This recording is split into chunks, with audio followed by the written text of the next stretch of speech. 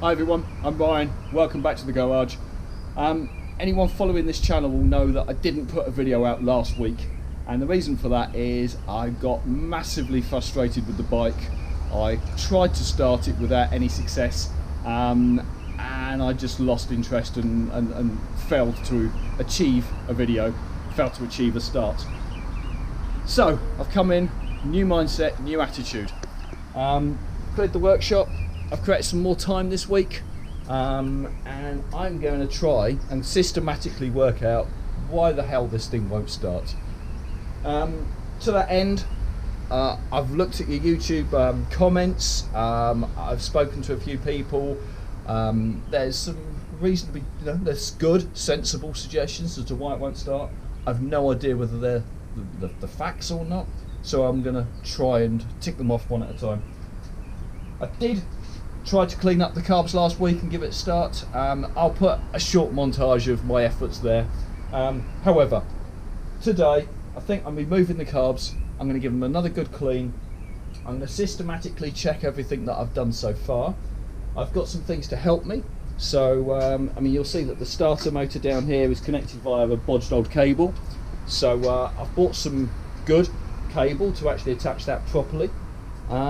Also, I've dug out some old control cables that I've got. So I've got a selection of cables here. I think that between these I can actually connect up the throttle properly. I think I can connect up the choke correctly, or at least correctly enough to know that it's being activated. Fit this new electrical cable to the starter. Also, I've got some proper carb spray cleaner and some quick start. So with that in mind, I'm going to get going.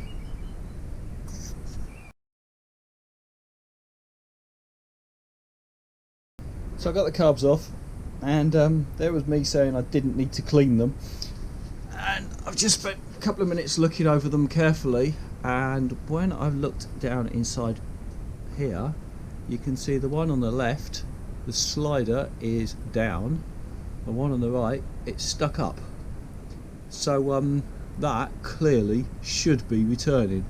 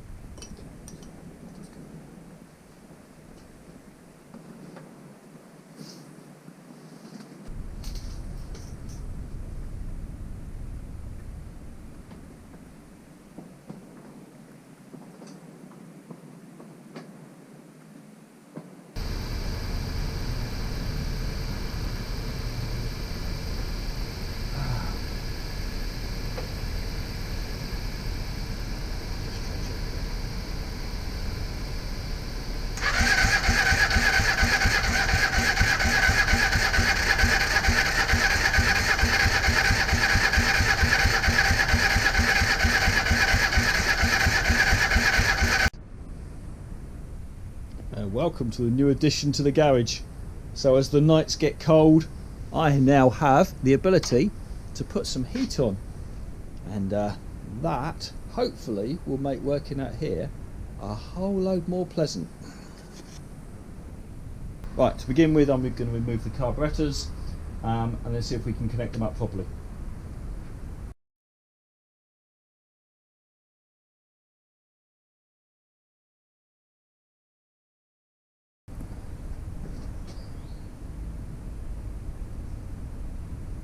Again, I can see through it. I think it's clear. I'll give it a clean out. Yeah, looks clear to me.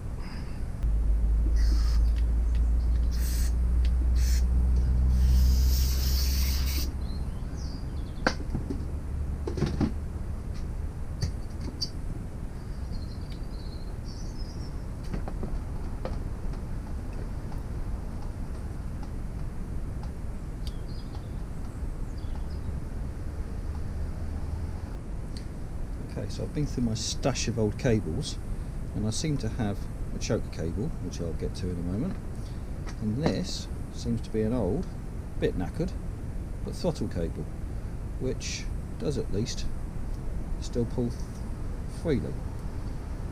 Free enough at least. So I'm going to try and temporarily at least attach that to the throttle, see if I can't get some control.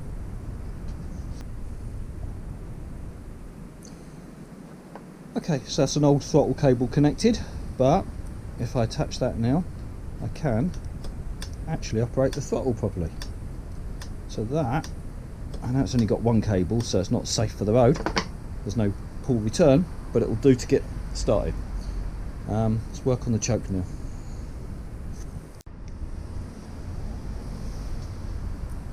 Okay, now we've got the choke operating on a cable. Okay, the top of the end cable's damaged, so again needs replacing, but it'll give me some control. So let's do it for now. Okay. Now I just got to work out how to refit it. Okay, carburetor's back in place, choke connected. So if I now pull that lever there, you now get an operating choke. So the next thing I need to try and work out is how do I connect this end of the throttle cable into there. Start by taking it apart and having a look inside.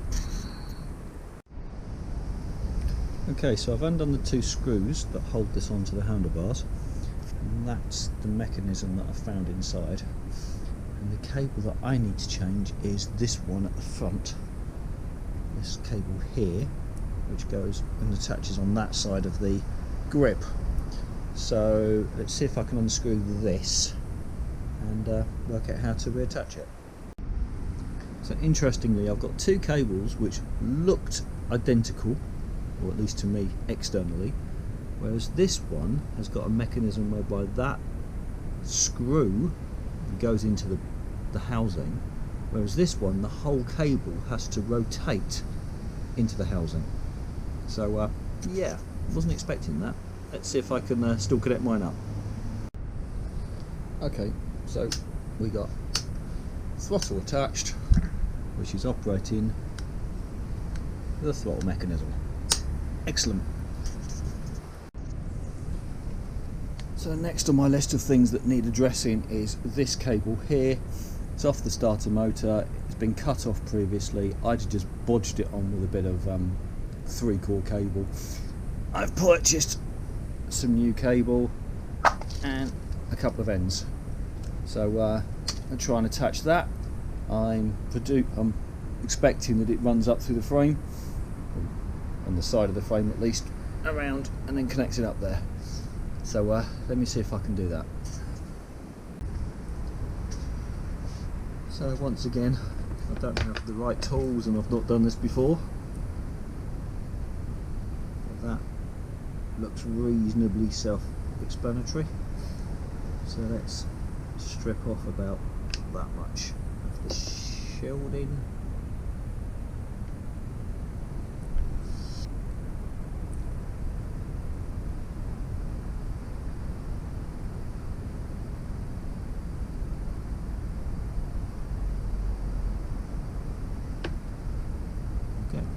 Something to clamp that with.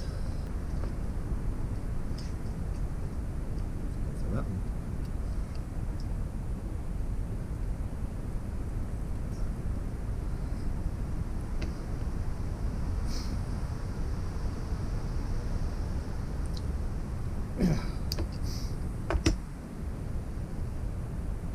That doesn't feel like it's coming off anytime soon. Good.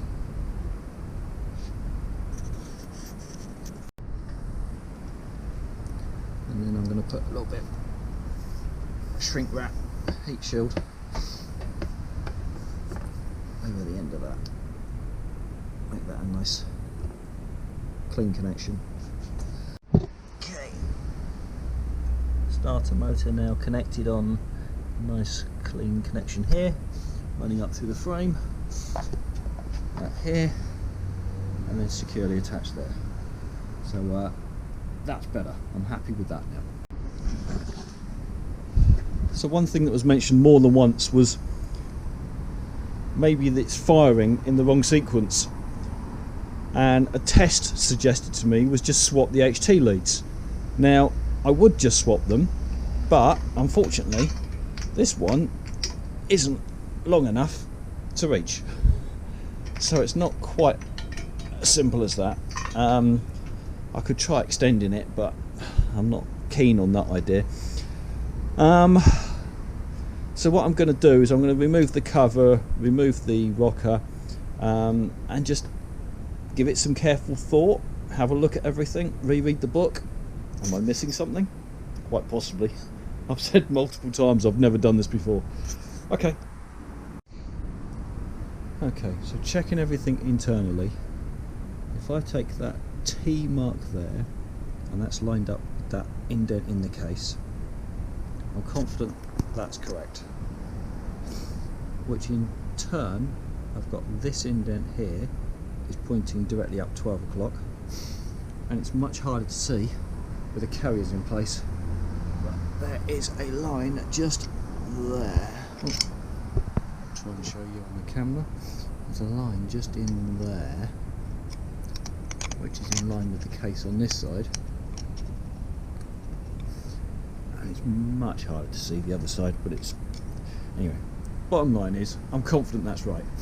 I'm confident that those lines are horizontal, this is vertical, and that's on T for top dead center. So I don't believe I've got the chain incorrectly put onto the cam. So the next thing I need to work out is the valve clearances. So at the moment, this side closest to me, the inlet and exhaust are all being held by the cam, whereas the other side has got movement. So let me think about that. I want this side to have all the valves closed, so there's movement on all of them. Then I can adjust this. So I need to rotate it until this is on a compression stroke. Okay, so I've reread the book. I'm confident I'm not doing anything stupid. However, the tolerances on the exhaust, that should be 0.16. So I've got combined 0.1 and 0.06. So that should be the exhaust gap, but it's not. So that's not correctly adjusted. I swear I did that. Anyway, it's not right. So I'm going to go through and check all these, get those adjustments right, because that certainly won't be helping. Okay, so I've just adjusted and double checked all the valve clearances, and they were all too wide, which I'm confused by. Maybe I was doing something wrong, but they all seem much better now. Next thing I'm going to double check is the piston, is the gap on the spark plug. So it should be between 0.6 and 0.7 mil. So let's check that. Yeah. So my spark plugs are out of spec. I can get 0.8 between them. So that gap is too wide. That won't be helping either. So I've got a series of things, none of which are helping right now. Let's adjust that. I'm just checking the ignition timing. It states here there's no mechanical means to control it, and it can only be checked when the engine's running. So I've got a strobe light somewhere, an old one. If when I've put it back together it's still not going, then I will try checking for when it's firing against a mark that I'll put on the flywheel. But for the moment there's nothing I can look at until I'm in a position for it to run. So I think I'm going to put it back together. Right, let's try cleaning up inside of this, see if that gives us a better spark. Okay, so she's back together, cover's back on, everything reconnected. So it's time to introduce some electricity, and for that I think we will be borrowing some electric from that. So let's get the seat off, get access to the battery, get some jump leads out, see where we go. Okay, so just checking everything over slowly. Got jump leads coming from the Transalp, which is a known good battery, starts that bike perfectly. Jump leads coming across here. Now I don't have a local battery for this, so there's going to be everything coming across the jump leads, which is not ideal, but it's the best I've got for tonight. I've got voltage here, 13.29, and a weak charger connected in as well, just to keep the battery topped up in between attempts. So to begin with, I'm just checking that all the ignition I've reconnected works, and I've done that. It turns over, and I was just checking for spark. So if we just make sure I've still got spark, it's looking there.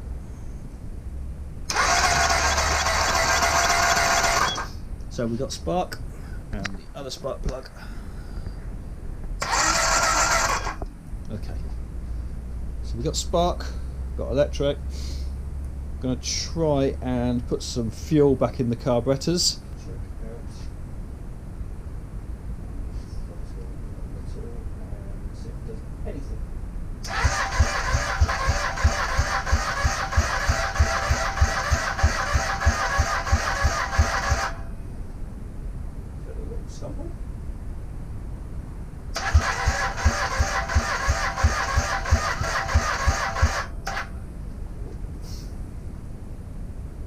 Little sign of life. Just a little bit. Okay. Last go tonight before I give it a rest. Bit of throttle. Bit of choke. Choke all the way out.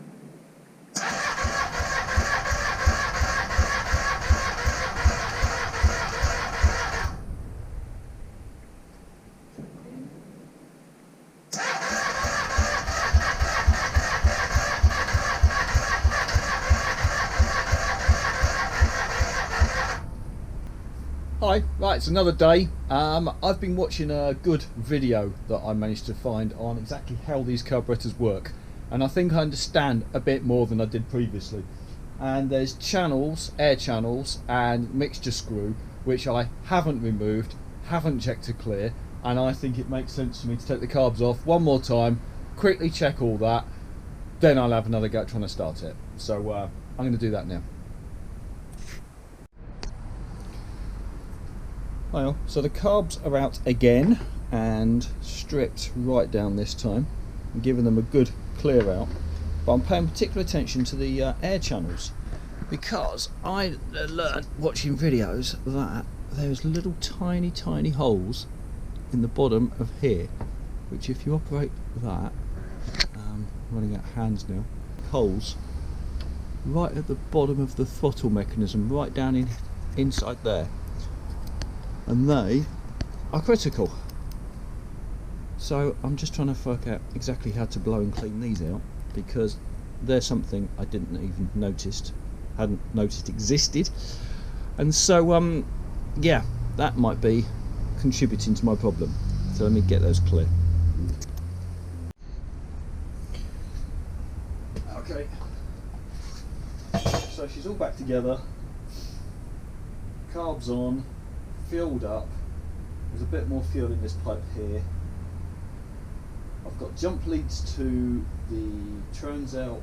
I've also just installed a little tiny onboard battery. I'm not going to do a lot, but it will help. So I've got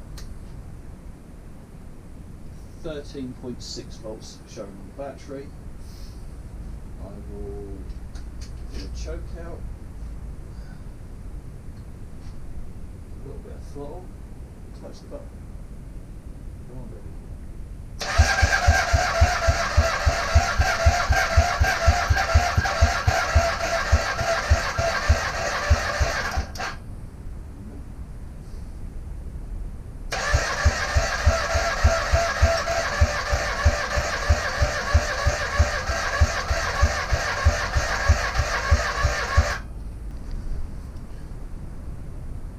far there's been a large number of attempts to start this engine off of the camera.